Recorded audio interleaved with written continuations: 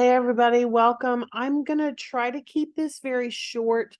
This is just a quick follow-up to the grading on the interest inventories. One of the things that was really common was the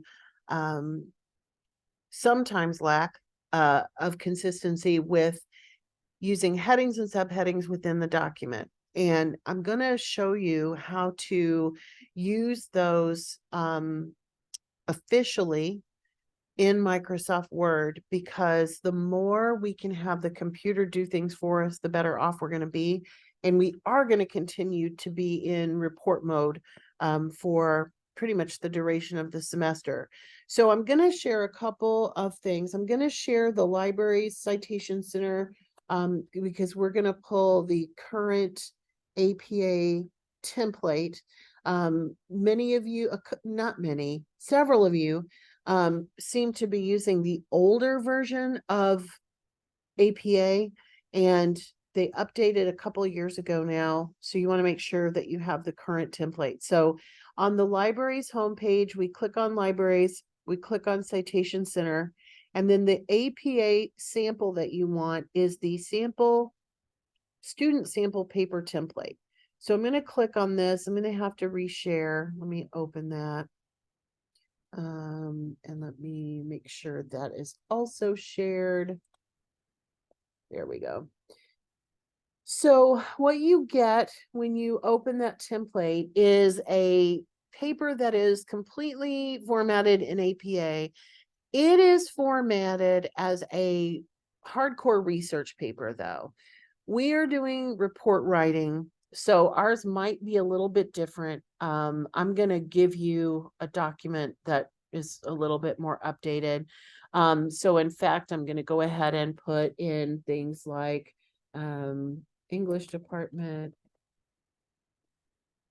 Lake Sumter State College. We are in ENC 2210. And your instructor's name is Jackie Pierce.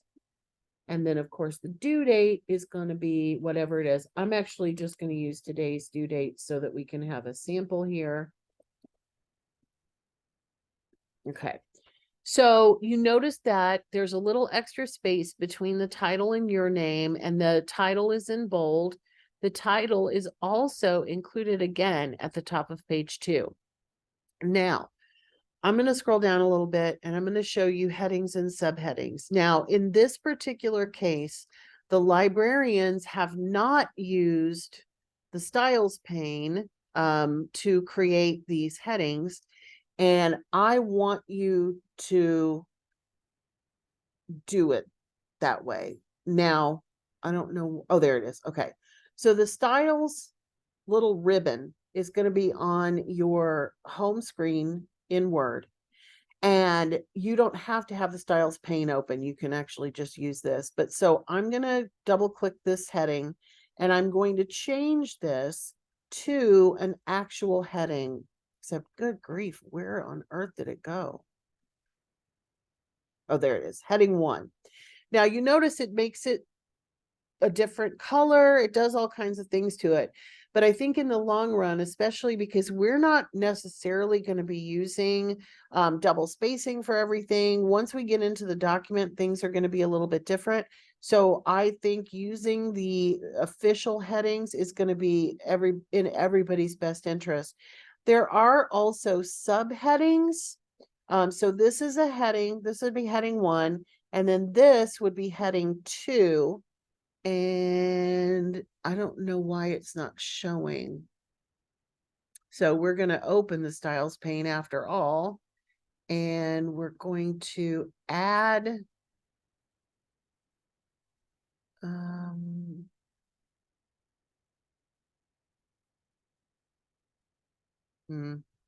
it normally shows. I think it's because of the way they have it set.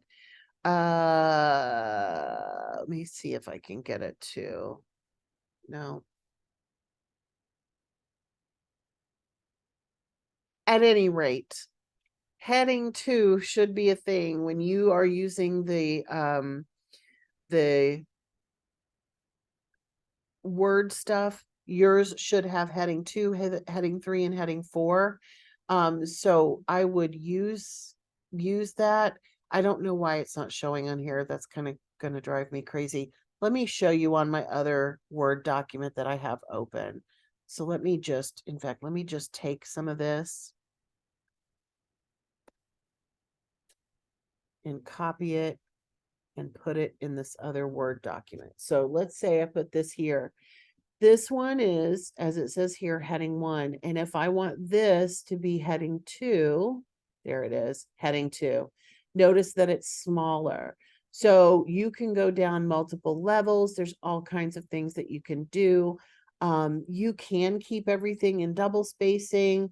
For certain, if you wanted to make extra spacing around those, in this particular case, you could. If your paragraphs are double spaced, though, don't do that. Keep it plain. That is always beneficial. In fact, let's just change this to double spacing. Okay, so it's a little extra space, but not like a crazy amount. That document, though, is helpful in the sense that it also teaches you how to do the tables and the figures and all of that stuff. So do use that. But I'm going to give you my own document in the announcements here so that it hopefully when it opens will automatically have all the headings available to you and that sort of stuff. So you want the computer to do as much for you as you possibly can have it do. But also remind yourself that APA updates fairly often. So always come back to the library to make sure that you're getting the most current information. Because it does change from time to time. So some of you may have had 1101 a while ago, and that's why you have the older version, which is fine. That's what we're here to learn new things. So no biggie. But like I said, I will give you a document that has all that stuff in it as well. So I'll put that in this same announcement. So that's how you do headings and subheadings using Microsoft Word. Bye, guys.